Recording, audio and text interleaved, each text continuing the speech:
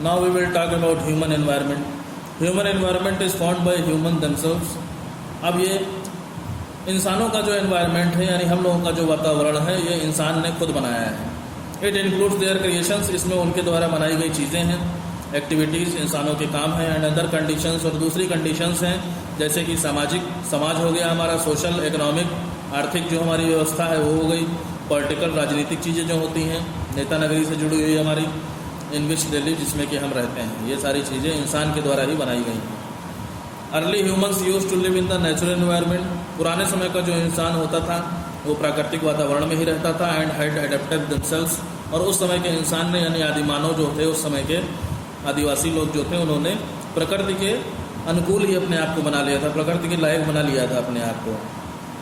They led simple life and their needs were limited. उनका जीवन बहुत ही साधारण था और ज़रूरतें भी उनकी सीमित थीं.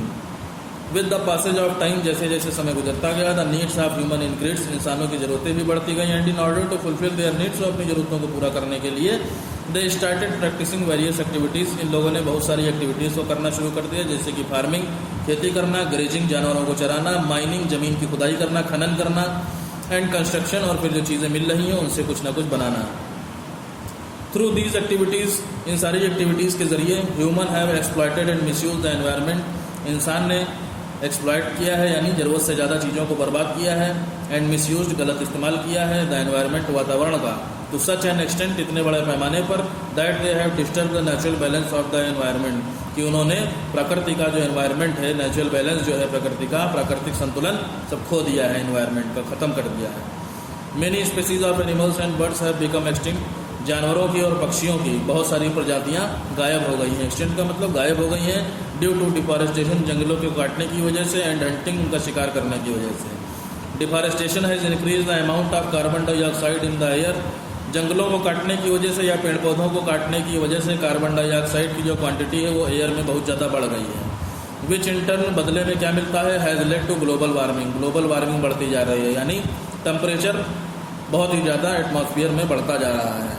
ठीक है, हर जगह गर्मी ही गर्मी बढ़ती जा रही है. जो सन की रेज हैं वो बहुत ही ज़्यादा परेशान कर रही हैं. Nature has its own means of restoring it's losses.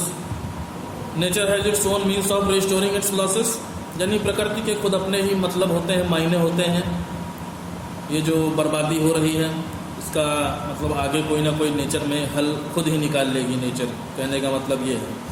But urbanisation, लेकिन अर्बनाइजेशन, शहरीकरण होने से यानी सब शहर बनने की वजह से, ओवर पॉपुलेशन, ज़रूरत से ज़्यादा जनसंख्या बढ़ने की वजह से, इंडस्ट्रियलाइजेशन यानी उद्योग धंधे और कारखाने खुलने की वजह से, हैव कॉज्ड एनवायरमेंटल पोल्यूशन, वातावरण बहुत ही ज़्यादा गंदा हो रहा है.